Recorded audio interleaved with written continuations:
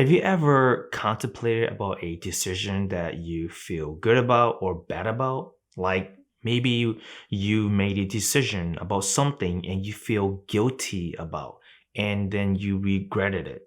Or the other one, you feel very confident and you finally felt happy about your decision. But it only took you one whole week and a whole ton of self doubt in here to finally make that decision and you're happy about it. I think that happens to a lot of us. And I definitely have had those moments, actually, a lot of those moments in my life. How do we overcome this situation? How do we make it less harder on ourselves and a little bit easier? Here is an easy fix for you to try. All it takes is for you to read this list. Yeah, I'm not kidding. This list will make it easier for you when it comes to making a hard decision or a choice that you don't really feel confident about and making sure that you don't feel guilty afterwards. Okay, I'm going to break down on how understanding that value list is going to benefit you and help you when you have to make a tough decision or when you're about to make a choice that you want to make sure you don't feel regrettable and that you're going to feel confident in it. So let's go ahead and dive in. I don't know why I did that.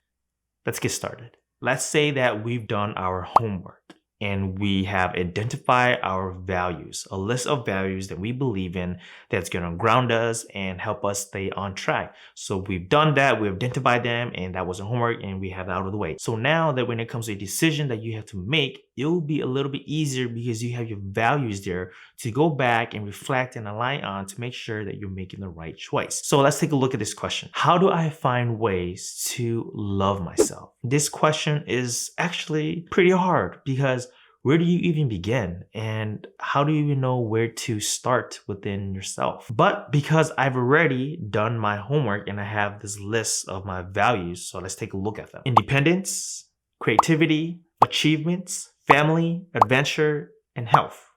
6 values. Now that we have our 6 values, let's go back and take a look at this question. How do I find ways to love myself? Because our values are there, you go back and look which area in your life that you actually value. Those are the things that you should focus on.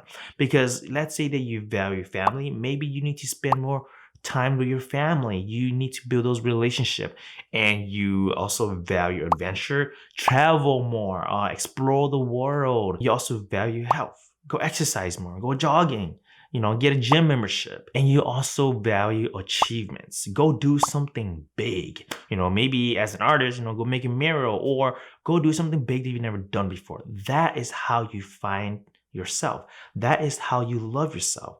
Because by looking at those values and you see that list, those are your answers. Spend more time with your family, travel more, exercise, do something big.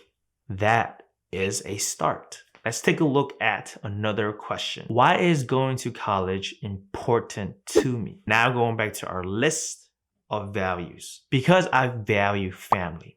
Maybe it's because I want to make my family proud. Maybe I'm the first one in my family to ever go to college. So that's why going to college is important. Or because I value achievement, I want to be successful. I want to achieve something big that I've never done before, and going to college is that. Or maybe because you value independence, you want to be independent. You want to have time away from your family. You want to be on your own, and college will allow you to have that opportunity. Your values can help ground you and making sure that you feel confident in your answer. So that could be a step closer for you to determine why you want to go to college and why it's important for you. Having that list of values, it's going to make your conversations a lot easier when you come upon that hard decision that you have to make, or that hard choice that you're going to have to make as well.